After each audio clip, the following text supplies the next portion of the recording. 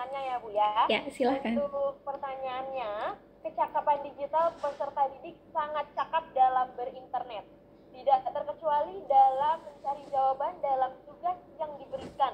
Mereka sangat cakap dengan menggunakan Google. Bahkan dengan mengucapkan tanya Google, jawaban tersebut dikopas tanpa membaca dan memahaminya. Bagaimana cara meminimalisir ketergantungan tersebut agar para peserta didik bukan hanya mengandalkan Google?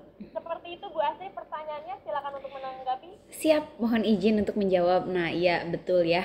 Kalau dulu zaman konvensional itu yang jadi sumber belajar itu kan umumnya buku ya. Nah, kalau sekarang yang jadi sumber belajar termasuk pengerjaan tugas, belajar di kelas dan lain sebagainya sudah beralih ke perangkat digital termasuk e-book gitu ya, dan juga ke mesin pencari berbasis AI atau artificial intelligence. Jawabannya boleh nggak cari jawaban gitu ya tugas di Google? Jawabannya boleh, tapi asal gitu ya. Asal apa? Yang pertama, carilah dari sumber yang kredibel.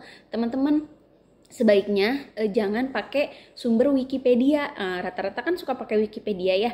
Karena apa? Karena Wikipedia itu tidak jelas gitu ya siapa penulisnya gitu ya. Kalau misalkan saya ngarahin mahasiswa untuk bikin skripsi ya, sebaiknya tidak menggunakan Wikipedia gitu ya. Cari dari sumber belajar yang jelas, yang belakangnya .ac.id gitu ya. Atau misalkan di perpustakaan nasional yang digital gitu juga bisa diakses gitu ya, karena banyak e-book gratis yang bisa digunakan gitu ya untuk untuk bahan belajar. Atau misalkan tadi ke literasidigital.id itu juga resmi, ada nama penulisnya, penerbit dan lain sebagainya gitu ya.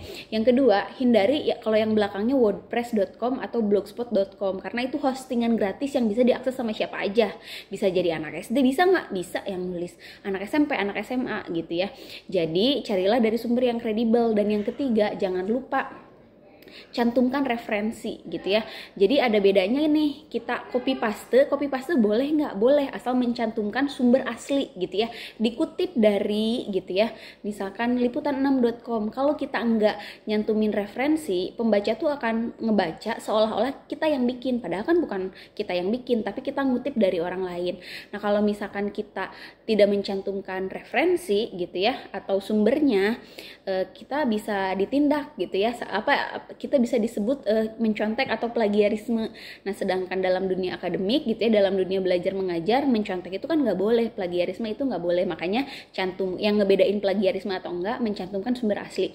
Dan yang ketiga, bisa pakai ini teknik ATM. ATM tuh amati, tiru, modifikasi gitu ya. Jadi teman-teman bisa baca dulu, abis itu tulis ulang gitu dengan gaya bahasa teman-teman sendiri gitu. Jadi kitanya tetap aman gitu, tapi tidak melanggar kode etik. Sekian, semoga bisa menjawab. Terima kasih.